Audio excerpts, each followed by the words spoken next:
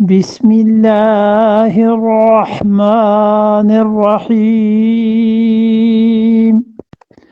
واعتصموا بحبل الله جميعا ولا تفرقوا واذكروا نعمة الله عليكم إذ كنتم أعضاء فألف بين قلوبكم فأصبحتم بنعمته إخوانا وكنتم على شفا حفرة من النار فانقذكم منها كذلك يبين الله لكم آياته لعلكم تهتدون واعتصموا بحبل اللہ، اور پکڑ لو مضبوطی سے بحبل اللہ، اللہ کی رسی کو، جمیعاً سب کے سب۔ اے مسلمانوں، تم سب اللہ کی رسی کو مضبوطی سے پکڑ لو۔ اور حبل کا جو لفظ ہے، ہر وہ چیز جو ایک سے دوسری چیز کے لیے پہنچائے، جو واسطہ بنے۔ حبل عربی میں اس چیز کو کہتے ہیں جو ایک چیز کو دوسری چیز تک واسطہ بن جائے، اس تک پہنچائے۔ اور یہاں حبل اللہ سے مراد اسلام، کہ اللہ کے دین کو مضبوطی سے تھام لو اور اللہ تک جو تمہیں پہنچا دے۔ اور اکثر مفسرین اس طرف گئے ہیں کہ وہ کہتے ہیں، حدیث میں آ گیا ہے جب کہ رسول اللہ صلی اللہ علیہ وسلم نے فرمایا کہ اللہ کی کتاب قرآن ہے، جس کو اللہ نے یہاں کہا ہے حبل اللہ، واعتصموا بحبل اللہ، اللہ کی کتاب کو، قرآن کو مضبوطی سے تھام لو، جمیعاً سب کے سب مل کے، ولا تفرقوا، اور دیکھو آپس میں ایک دوسرے سے تفریق نہ کرنا۔ قرآن کو پڑھو، قرآن کو سمجھو، قرآن کے ذریعے اللہ تک پہنچو، اور اللہ کی اس رسی کو مضبوطی سے تھامے رہو۔ جو خدا کی کتاب تمہیں حکم دیتی ہے اس کے مطابق اپنے آپ کو بناتے رہو۔ اور یہ اتنی بڑی نصیحت اور اتنی بڑی چیز ارشاد فرمائی ہے کہ رسول اللہ صلی اللہ علیہ وسلم نے فرمایا، میں اپنے بعد دو چیزیں چھوڑ کے جا رہا ہوں، اور دیکھو جب تک تم ان پہ عمل کرتے رہو گے اللہ تک پہنچ جاؤ گے۔ اور ان میں سے ایک خدا کی کتاب کا بھی کہا ہے کہ یہ اللہ کی کتاب ہے، اس پہ عمل کرتے رہیں۔ اور اسی لیے صحابہ کرام رضی اللہ عنہ میں اس بات کا خاص اہتمام تھا کہ خدا کی کتاب کو سمجھا جائے۔ حضرت عمر رضی اللہ عنہ نے اپنے دور میں باقاعدہ ہر شہر کے لیے معلم بھیجے اور فرمایا کہ فلاں جگہ اس کو بھیجو، فلاں جگہ اس کو بھیجو، اور ان لوگوں سے کہا کہ قرآن سیکھو۔ حتیٰ کہ ایک جگہ سے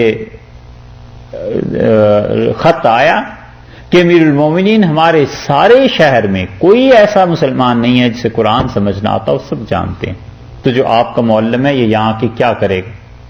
تو حضرت عمر رضی اللہ عنہ نے کہا اس کو وہیں رہنے دو، اور جو ان سے بھی اوپر کے افسر تھے فرمایا اسے 5,000 جو میں نے تمہیں کہا تھا تنخواہ دو، تو تعلیم کے لیے اچھا چلو اب نہ دو، لیکن اس کی صحابیت کے شرف کے لیے اسے دو، مگر اسے وہیں رہنے دو۔ اور حکمت یہ تھی کہ تعلیم بڑھتی رہے، لوگ پڑھتے رہیں۔ کوفہ میں آئے ہیں، حضرت علی رضی اللہ عنہ ممبر پر بیٹھ کے کہتے تھے کہ لوگوں مجھ سے قرآن پڑھو اور قرآن سیکھو۔ اور ایک دن فرمایا، سلونی قبل ان تفقدونی، مجھ سے قرآن پڑھ لو قبل اس کے کہ تم مجھے گم کر دو، میں غائب ہو جاؤں، چلا جاؤں دنیا سے، تو پھر تمہیں کوئی نہیں سکھا سکے گا کہ کیا کیا چیزیں اس قرآن۔ یہ لازم رہا ہے مسلمانوں میں، تعلیم میں۔ کوئی دور مسلمانوں کا ہمیں ایسا پتہ نہیں ہے جس میں قرآن لوگوں نے نہ پڑھا ہو۔ 1707 تک، 1750 تک، 1750 عیسوی تک، یہ تو 1850 اور 1950، یہ پچھلے 200 سال میں ایسے سکولز اور کالجز اور ایسے ادارے بنے ہیں جن میں قرآن نہیں پڑھاتے، وگرنہ مسلمانوں نے کبھی بھی نہیں خدا کی کتاب کو چھوڑا، کبھی نہیں ہوا۔ کوئی نصاب تعلیم مسلمانوں کا رہا ہو، آخر وہ انجینئرنگ پڑھتے تھے، ڈاکٹری پڑھتے تھے، اپنے زمانے کی چیزیں پڑھا ہی کرتے تھے۔ یہ چیزیں کوئی اب تھوڑے ہی شروع ہوئی ہیں۔ طب میں مسلمانوں کو اتنی مہارت تھی کہ امام شافعی رحمۃ اللہ علیہ 2 صدی کے آدمی ہیں، اور وہ کہتے تھے اپنے زمانے میں کہ افسوس مسلمانوں نے طب کے علم کو ضائع کر دیا، آخر یہ کیوں نہیں عیسائیوں سے جا کے سیکھتے؟ حضرت عیسیٰ علیہ الصلوۃ والسلام کے جو معجزات تھے، اس لیے ان کے پیروکاروں میں بڑا غلبہ رہا میڈیسن کا، ان چیزوں کا۔ تو جب اسلام آیا تو مسلمانوں نے عیسائیوں سے جا کے علم کو حاصل کیا، اور مسلمانوں نے اتنا اس علم کو حاصل کیا، اتنا علم کو حاصل کیا کہ یہاں تک کہ جب اسپین ٹوٹا ہے تو یہاں سے مسلمان ڈاکٹر پھر بھاگے نکلے، کیونکہ یہ بنیادی فرق ہے، شاید پہلے بھی بیان کیا تھا کہ مسلمانوں کو جہاں بھی غلبہ ملا ہے انہوں نے انسانوں کو قتل نہیں کیا، انہوں نے کہا انہیں باقی رکھو اور انہیں غلام بنا لو، ان کی صلاحیتوں سے فائدہ اٹھاؤ۔ اور عیسائیوں اور یہودیوں کو جہاں بھی غلبہ ملا ہے ان کا قتل کر دو، مار دو۔ کہ پوری تاریخ آپ دیکھ لیں، ان کے ہاں ہمیشہ قتل رہا ہے، ان کے ہاں ہمیشہ غلامی رہی، کہ ان کا زندہ رکھو، انسانیت کو کیوں محروم کرتے ہو اس کی صلاحیتوں سے؟ تو اسپین سے مسلمان جب نکلے تو جہازوں پر لاد کے سمندر میں ڈبو دیا انہیں، اور کتب خانوں کو لگا دی آگ، اور وہ اتنی بڑی تعداد میں مسلمان نکلے ہیں، اتنی بڑی تعداد میں باہنر ڈاکٹر، اس زمانے کے طبیب اور اس زمانے کے انجینئر، کہ ہوتے ہوتے اکبر کے دربار تک پہنچ گئے ہندوستان۔ اکبر کے حالات آپ پڑھیں گے تو وہاں کچھ لوگ آئے، انہوں نے بتایا کہ اسپین میں یہ تباہی آ گئی ہے اور ہندوستان میں رکھ لیں، تو اکبر نے اپنے دربار میں انہیں رکھا، اور انہوں نے کچھ عمارتیں ڈیزائن کی اکبر کے لیے۔ یہ تو آپ لوگ پڑھے لکھے ہیں، آپ دیکھیے کون کون سی عمارتیں ڈیزائن ہوئی ہوں گی۔ ہمارے پاس تو ملک میں اتنے پرانی قدیم تواریخ نہیں ملتی، وہ ہندوستان میں ملتی ہیں۔ قدیم کتب خانے چھانٹیں، دیکھیں اکبر کے زمانے میں کیا کیا چیزیں ہیں، اور اگر ہندوستان میں نہیں تو پھر انڈیا آفس لائبریری میں چلے جاؤ، وہاں پہ ان چیزوں کا سراغ مل جائے گا۔ اور ان میں سے ایک پوری کھیپ اٹلی میں چلی گئی۔ اٹلی میں جو عیسائی تھے وہ رحم دل تھے، ان کے ساتھ مسلمانوں کے کوئی جھگڑے تھوڑے ہی تھے۔ اٹلی والوں نے انہیں رکھا، اور اٹلی والوں نے کہا کہ اچھا ٹھیک ہے، آپ ایسے کیجئے، ہمارے ملک میں طب کی تعلیم دیجئے۔ اور اب جا کر بریٹانیکا والوں نے لکھا ہے کہ یورپ میں سب سے پہلا میڈیکل کالج جو قائم ہوا اور طب جہاں سے شروع ہے، میڈیسن، یہ مسلمان تھے، انہوں نے اٹلی میں شروع کیا۔ اب یہ جو ریفرنس بکس آ رہی ہیں نا، انسائکلوپیڈیاز، اس میں وہ کہتے ہیں یہ مسلمانوں کی تہذیب تھی اور مسلمانوں نے دنیا پر احسان کیا ہے۔ اور پھر رازی کی ایک کتاب کے متعلق لکھا ہے کہ اس نے آنکھ پہ جو کچھ لکھا تھا اس کتاب کا پھر اٹلی میں ترجمہ ہوا، اور 16 مرتبہ اس کتاب کو چھاپا گیا جب پریس آ گیا، تاکہ سارے کے سارے لوگ یورپ میں پڑھیں کہ آنکھ چیز کیا ہے، روشنی کیسے آتی ہے، اس کے آپریشن کیسے کیے جاتے ہیں، اور آنکھ کیسے ٹھیک ہوتی۔ یہ سارا کچھ ہوا ہے۔ تو طب نے اتنی ترقی کی، اور ان سب کے نصاب میں قرآن شامل تھا۔ کوئی ایسا نہیں تھا جو طبیب ہو اور قرآن نہ جانتا۔ بڑے سے بڑا فلسفی قرآن پڑھتا تھا، وہ ہر ایک کی تعلیم میں شامل تھی۔ یہ ہے وہ چیز جو اب مسلمانوں نے نکال دی ہے۔ نہ گھروں میں قرآن پڑھتے ہیں، نہ اپنے بچوں کو قرآن پڑھاتے ہیں، نہ خود پڑھتے ہیں۔ یہ آخر بنے گا کیا؟ وہی کچھ جو اب بن رہا ہے۔ اللہ نے فرمایا وَاعْتَصِمُوا بِحَبْلِ اللَّهِ جَمِيعًا، تم سب کے سب خدا کی رسی کو مضبوطی سے تھام لو، قرآن کو۔ تو جب قرآن ہی نہ آتا ہو تو پتہ کیا چلے کہ کیا چیز اللہ نے کہی ہے اور کیا اللہ نے پیغام دیا ہے۔ یہاں تک کہ یہ مغل پوری عیاشیوں کے باوجود، آپ میں سے شاید کسی کو نہ پتا ہو اس لیے بتا رہے ہیں، ورنہ تو سب شاید جانتے ہی ہوں گے، اتنی عیاشیوں اور ان سب چیزوں کے باوجود بابر بادشاہ نے تفسیر لکھی قرآن پاک کی اپنی بیٹی کے لیے۔ غالباً گلبدن بیگم تھیں، ان کے لیے تفسیر لکھی گئی تھی، اور وہ ابھی تک محفوظ ہے انڈیا آفس لائبریری میں۔ چونکہ چھپی نہیں نا، اس لیے کوئی نہیں جانتا کہ مغلوں نے کتنا کام کیا ہے۔ اور بابری کی سوانے میں پڑھ لیں تو پانی پت کی لڑائی میں جا کے شراب سے توبہ کی اس نے۔ اس سے پہلے وہ پیتا تھا، لیکن قرآن سب پڑھے لکھے تھے۔ عملی زندگی کے گناہ الگ چیزیں ہیں، لیکن اس کتاب سے بے خبری نہیں تھی۔ پھر ہمایوں آیا ہے تو ہمایوں تو خیر بہت ہی پڑھا لکھا تھا ان میں۔ پھر اکبر نے اپنی پھوپھی کے متعلق کہا، پھوپھی تھی نا بیٹی تو ہی وہ بابر کی، تو اکبر بادشاہ نے پھوپھی سے کہا کہ اب خاندان میں تعلیم اٹھتی جا رہی ہے، تو پھوپھی نے ایک دن ڈانٹا اور اس نے کہا تمہارے بزرگ سارے بیعت کیا کرتے تھے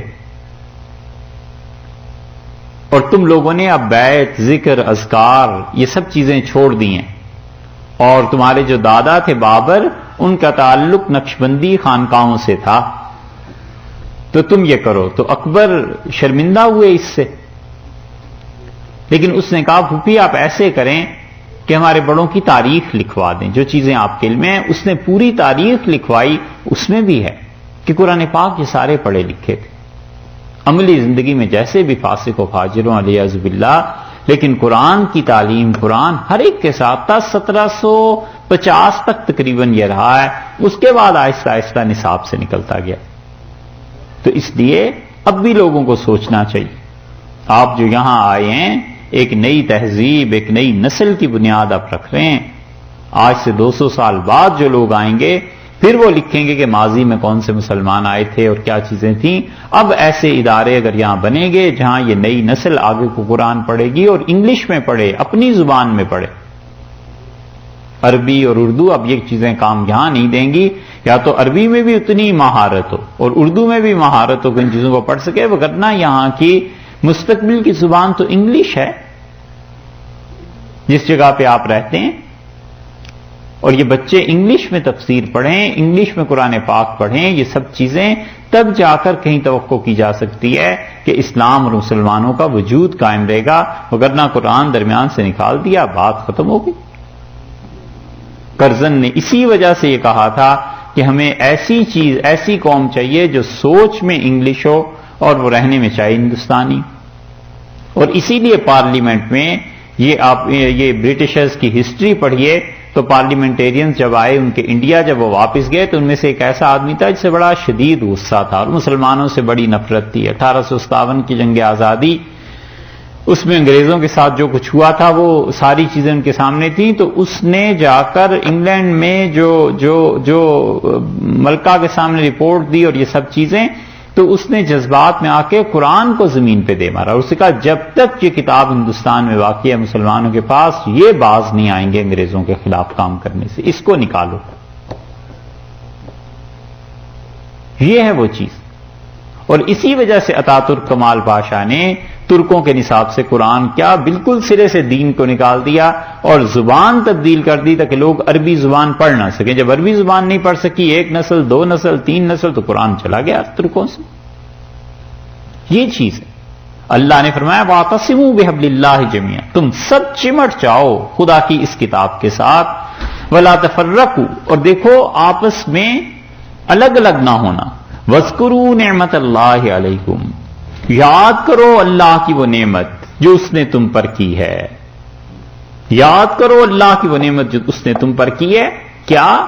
اسلام اللہ نے تمہیں دے دیا ہے، دین دے دیا ہے، خدا نے اپنی کتاب دے دی ہے، اس کو یاد کرو۔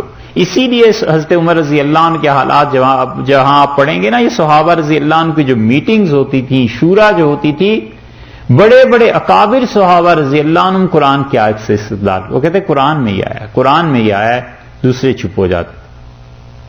حضرت عمر رضی اللہ عنہ کو کتنے مسائل لوگوں کو اکٹھا کرنا تھا، ان کا خدا کی کتاب میں دیکھو کیا حکم ہے، قرآن اس بارے میں کیا کہتا ہے۔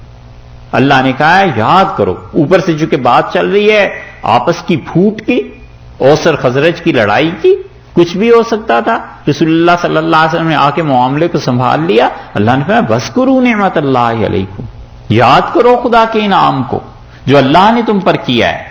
اسلام اللہ نے بھیج دیا، رسول اللہ صلی اللہ علیہ وسلم مدینہ منورہ تشریف لے آئے۔ اذ کنتم اعداء، جب تم تھے اعداء، دشمن ایک دوسرے کے۔ عدو کی جمع آدھا، عدو آتا ہے نا اردو میں بھی استعمال ہوتا ہے دشمن کے لیے، آدھا اس کی جمع۔ فَأَلَّفَ، پس جوڑ دیا، بین قلوبکم، تمہارے دلوں کے درمیان، اللہ نے تمہارے دلوں کو جوڑ دیا۔ اللہ نے جوڑ کس چیز کے ذریعے دیا؟ رسول اللہ صلی اللہ علیہ وسلم کی صحبت کی وجہ سے لوگوں کو جوڑ دیا، اس قرآن کی وجہ سے اللہ نے جوڑ دیا۔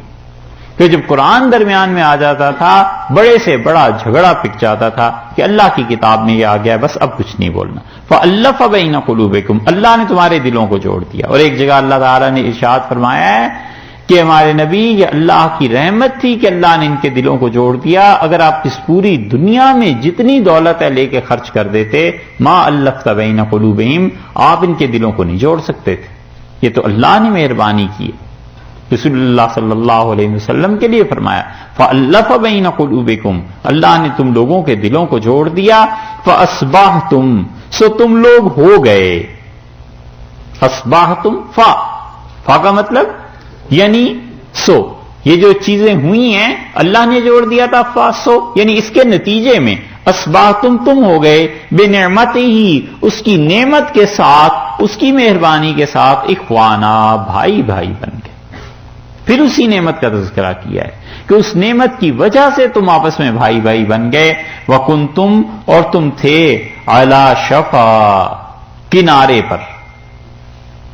شفا کنارہ، اور شفا بیماری سے صحت، شین کی زیر کے ساتھ اور شین کے زبر کے ساتھ ہو گیا نا کنارہ.